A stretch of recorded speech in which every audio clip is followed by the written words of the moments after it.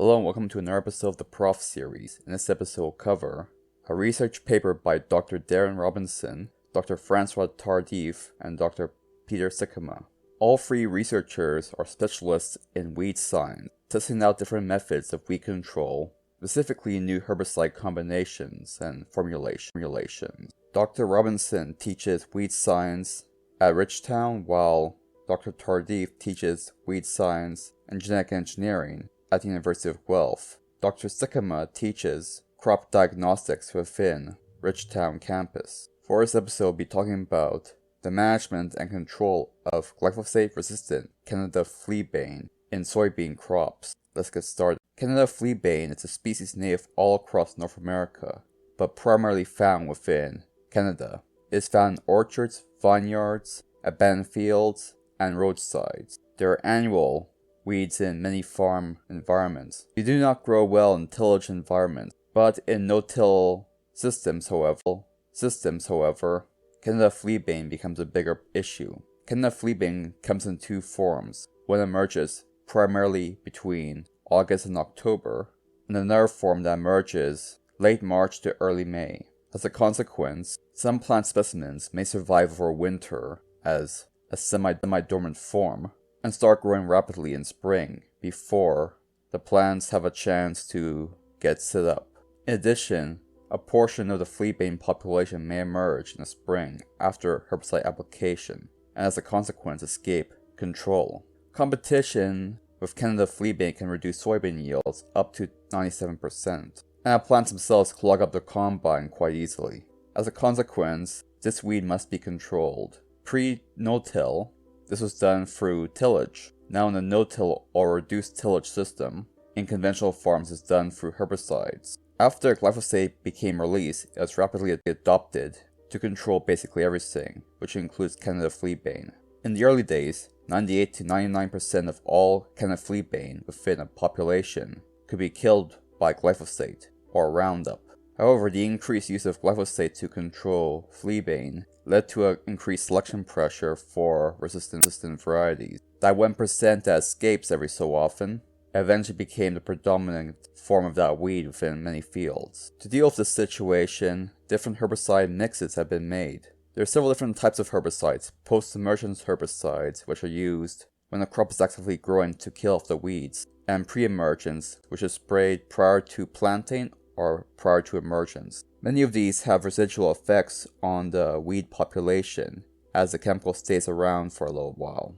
Over the course of a 2-year trial, different mixes were tested out to see which pre-plant / pre-emergence herbicides are to be used to deal with. Mixes include untreated control, which means no treatment or management happened, a 900 gram per hectare use of glyphosate or Roundup, a 1,800 gram per hectare of Roundup, Roundup plus 2,4-D, Roundup plus imidazole, Roundup plus carfentanil, Roundup plus chloroform-ethyl, Roundup plus chloroform-ethyl and fluoxetine, Roundup plus chloroform-ethyl, Roundup plus fluoxetine, Roundup plus glufosinate, Roundup plus paraquat, Roundup plus saxifenicil, Roundup plus saxifenicil, and Roundup plus saxifenicil plus diflumenimide.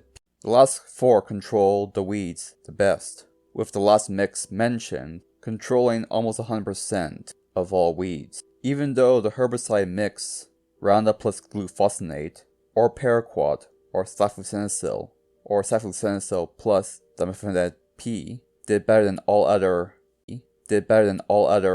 herbicide tank mixes, control of Canada Fleabane ranged from 50 to 88% in most instances in certain fields. This is likely because of the ability of this plant species to produce plants with two different life cycles. One is a winter annual and one is a summer annual.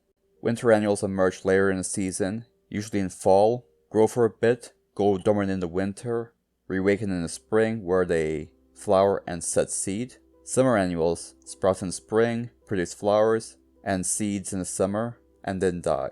Both forms exist within Canada Fleabane. The best options overall are Roundup plus saxifenicil or saxifenicil plus dimethoate P. Roundup plus glufosinate is far more variable in many different instances. In some instances, it's 98%, in some instances, it's 52%. Same thing goes with Roundup mixed with paraquat. And on a side note, I wouldn't recommend using paraquat due to the far more severe negative health effects of paraquat compared to most other herbicides. The herbicides chloromum ethyl or chlorosum methyl, when combined with Roundup, had a control rate between 73 and 91% in most instances, except for one spot which ranged from 40 to 59%. The same of glyphosate with fluoxetine or carfentanezone has the least impact on the Fleabane. So Roundup-resistant Fleabane is best controlled with the addition of safluconazole with or without the addition of dimethyl P. Higher rates, or double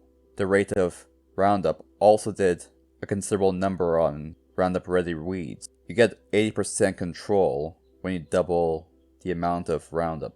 But to get over 80% control, which is what you want in a herbicide, you need to get up to 8,000 grams per hectare of Roundup onto that field. Not worth the money or the effort. Therefore, the tank mix I've mentioned multiple times, Roundup plus saxifragine with or without dimethyl P, is the best option within a conventional farm situation. If you want to go no-till, or you can use tillage. Tillage actually controls Canada Fleabane pretty well. This is not in the paper, but in a talk I listened to by Dr. Darren Robinson, he mentioned that fact. And that about covers. Thank you for watching this video. If you enjoyed this video, please like and subscribe. If you really enjoyed it and think you can donate, you can do so at Buy Me a Coffee, link in the description below. Thank you for watching.